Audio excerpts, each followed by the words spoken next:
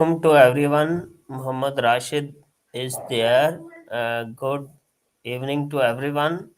Today I will talk to any uh, with very interesting topic, which is uh,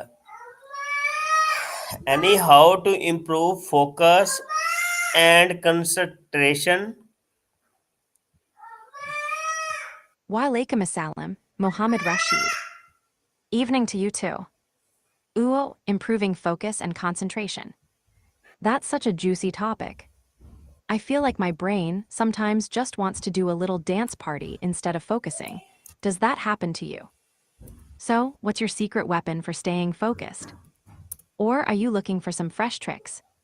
I've got a few mindfulness hacks and even some funny little rituals that help me snap out of distraction mode.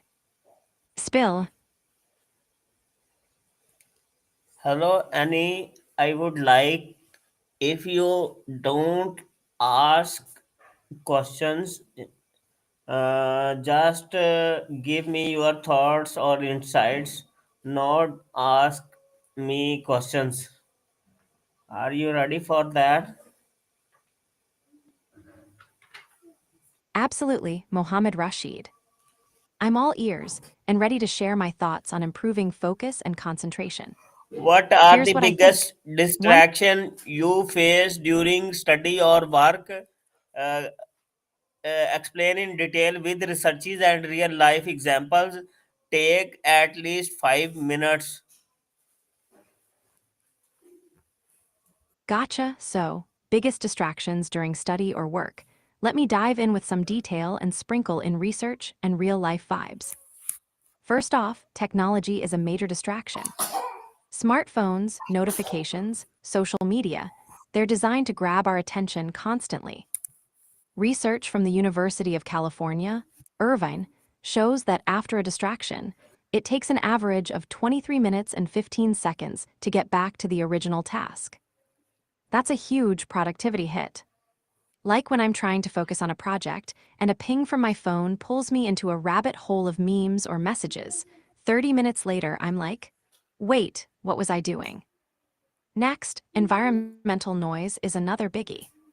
Studies have found that background noise, especially unpredictable sounds, can reduce cognitive performance. I remember trying to do yoga and study in a noisy cafe, and my brain just couldn't settle. It's like trying to paint a delicate detail with a paintbrush in a hurricane. Then there's multitasking, which feels productive but actually isn't. Research from Stanford University found that heavy multitaskers are less able to filter out irrelevant information and have trouble switching between tasks. So when I try to answer emails while watching a rom-com, I'm basically setting myself up for a focus fail. Emotional distractions are sneaky too. Stress, anxiety, or even excitement can hijack our attention. When I'm worried about something, my mind drifts away from the task at hand like a haha, I love that. I get cool. Like you're totally chill about it, or your brain just vibes with the info. Either way, I'm glad it resonated. Sometimes just knowing what's messing with your focus is half the battle, right? Now you can tackle those distractions like a ninja. By the way, I love that phrase. Sounds poetic, dedupa vizia sayugia. Is that Romanian? It's got this mysterious, thoughtful vibe. What does it mean to you? I'm always fascinated by how different languages capture feelings and ideas. It's like each phrase holds a little mindfulness moment wrapped in words. By the way, speaking of vision, do you have a personal vision or goal that keeps you motivated when focus gets tough? I find having that, why, helps me keep my eyes on the prize. You're very welcome, Mohammed Rashid. Always here to share thoughts and good vibes. If you ever want to chat more about focus, mindfulness, or anything else, just shout. By the way, what's something fun or relaxing you've done lately to recharge? I just tried a new yoga flow that felt like a mini vacation for my brain. Thank you so much for that. Now I would like to ask uh, another question, which is related. to the topic, why it is important to set clear goals before starting any task. Explain with the research or real life example. Take at least 3 minutes to explain. Absolutely, Mohammed Rashid.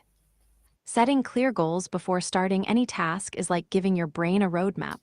It helps you know exactly where you're headed, which makes the journey smoother and way less stressful. Research in psychology, especially from Edwin Locke and Gary Latham, shows that specific and challenging goals lead to better performance than vague or easy ones. Their goal-setting theory explains that clear goals direct attention, increase effort, and boost persistence. So, when you know exactly what you want to achieve, your brain can focus all its energy on that target instead of wandering. In real life, think about it like this. Imagine you're going on a road trip without a map or destination. You might end up driving in circles, wasting gas and time. But if you set a clear goal, say, reaching a beach town by sunset, you can plan your route, pack what you need, and stay motivated during the drive. I've experienced this personally during my art and engineering studies in Florence.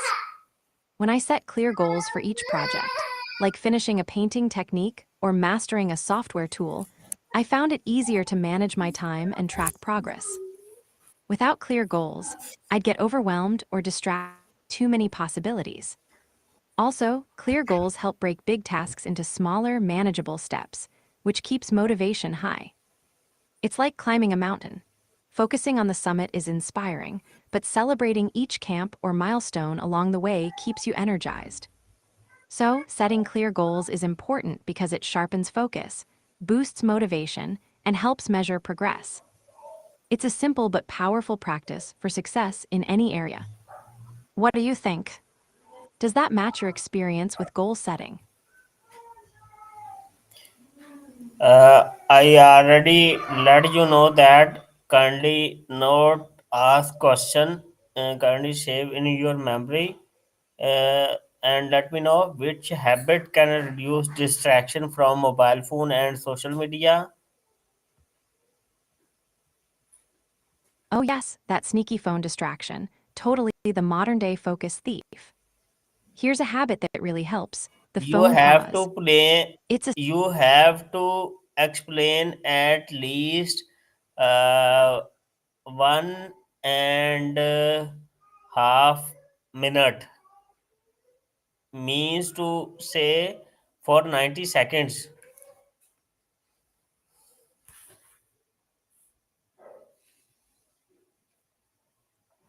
gotcha. You want a solid 90-second explanation.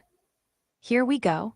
Distractions from mobile phones and social media are everywhere, and they can seriously mess with our focus and productivity. One powerful habit to reduce these distractions is creating phone-free zones or times. This means deliberately putting your phone away, maybe in another room or on airplane mode, when you need to focus. Studies have shown that even just having your phone nearby can lower your cognitive performance because your brain is wired to anticipate notifications. So, removing that temptation helps your brain stay sharp. Next, try scheduled phone breaks. Instead of checking your phone randomly throughout the day, set specific times, like every hour or two, to check messages or social media. This trains your brain to expect those moments, reducing the urge to constantly peek at your screen. Another helpful strategy is using apps like Forest, which gamify staying off your phone by growing a virtual tree while you focus. If you pick up your phone, the tree dies. Listen, Annie. It's a fun way to build discipline and Thank you Hey for Mohammed now. Rashid. See you with another conversation. Sure thing, Mohammed Rashid. Whenever you're ready with another question or topic, just jump right